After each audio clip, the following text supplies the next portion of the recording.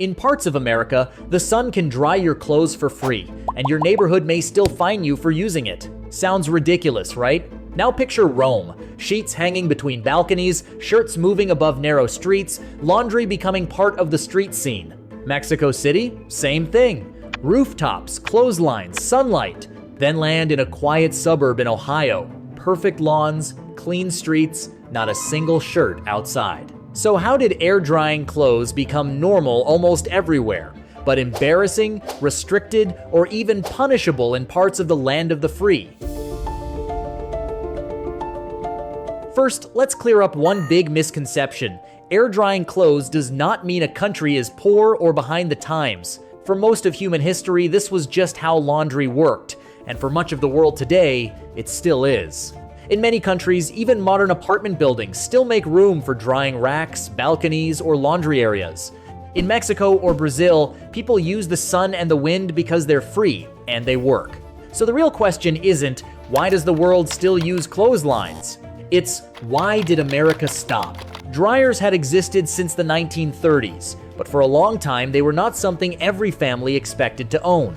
After World War II, millions of soldiers came home, and America needed houses fast. Developers started building entire towns from scratch, rows of nearly identical homes sold as the American dream, a house, a lawn, a garage, and a new life. As millions of families moved into these new suburbs, the electric dryer became part of the dream package.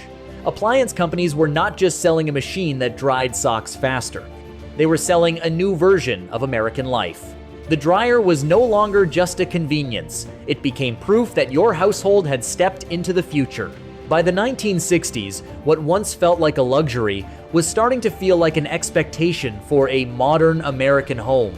Marketing changed how people felt about clotheslines, but the houses themselves changed what people could actually do, too. Older homes often had backyards, side yards, porches, or service areas where laundry could dry out of sight. But many new suburbs were built around a different image. The perfect lawn, the clean driveway, the garage, and the tidy home where anything messy stayed hidden. And drying clothes indoors wasn't always simple either. In many American homes, especially in humid climates or poorly ventilated rooms, wet laundry can add moisture fast, and moisture is exactly what homeowners are taught to fear. So over time, Americans didn't just choose the dryer. Their homes quietly pushed them toward it. And then the neighborhood rules finished the job. As suburbs spread, another force appeared. The Homeowners Association, the HOA. At first, the idea sounded reasonable. Protect property values.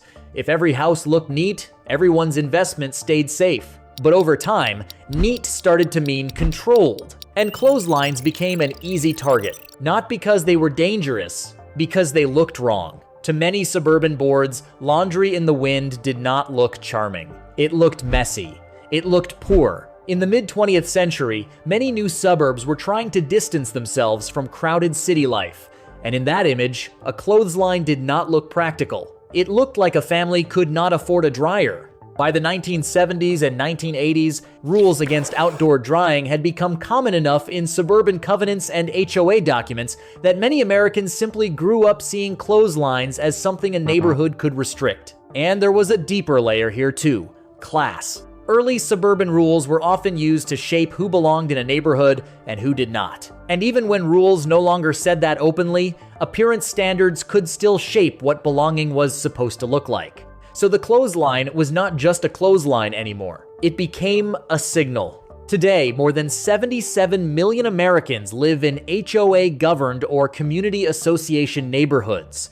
Some states have passed right-to-dry laws, which limit how far HOAs can go in banning clotheslines. But those protections vary by state, and culture does not change just because the law does. Even when clotheslines are allowed on paper, people may still avoid them if the neighborhood silently judges them for it. And when an HOA can fine you for tiny violations, most people learn to simply conform. By this point, the dryer was no longer just convenient. It meant something. But this isn't just a cultural story. It also costs money, a lot of it. Because once you make the dryer the default, every load of laundry becomes an energy bill. The average American household runs about 400 loads of laundry a year, which can add up to roughly $150 to $200 annually for something the sun does for free. When you scale that across 80 million households, the energy consumption is staggering. Energy Star has estimated that clothes dryers account for about 6% of residential electricity use in the United States. That is a surprisingly large share for a machine many people use without thinking. And the cost doesn't stop at the electric bill. Dryers are also a real fire risk. FEMA reports thousands of dryer fires every year, often linked to lint buildup. Environmentally, it adds up too. Recent research has linked America's dryer habit to 27 million tons of carbon dioxide emissions each year.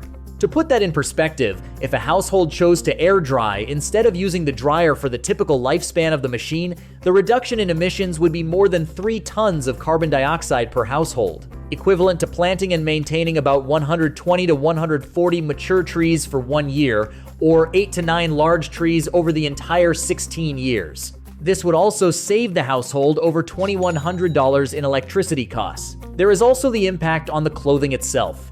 While many view the dryer as a convenience, it is essentially an environment of high heat and mechanical friction. The lint collected in the filter after a cycle is actually composed of tiny fibers that have been worn away from the fabric. Textile research from 2025 confirms that this process accelerates the degradation of fibers, leading to shrinkage and a loss of elasticity. From a physics standpoint, air drying is much gentler, allowing a favorite pair of jeans or a t-shirt to last up to 3 times longer than if it were machine dried. So the strange part is this: the older method is cheaper, safer, gentler on clothes, and better for energy use. But in America, it still became the embarrassing option. Marketing started it, suburbs reinforced it, HOAs wrote it into rules.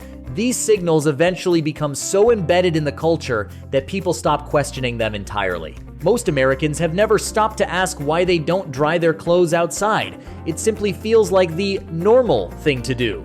And to be clear, this isn't about saying one culture is better than another. A family in Milan drying sheets on a terrace isn't more virtuous than a family in Minnesota using a dryer when it's freezing outside. Context matters. But it is worth asking how a status symbol became a standard, and how much history is sitting in our laundry room right now. By the way, if you live in an HOA or have ever been told you couldn't hang your laundry outside, I'd love to hear your experience in the comments. Or if you're watching from a place where this entire controversy sounds completely foreign, your perspective is just as valuable. And if you found this look into the hidden logic of American habits interesting, feel free to subscribe. See you in the next one.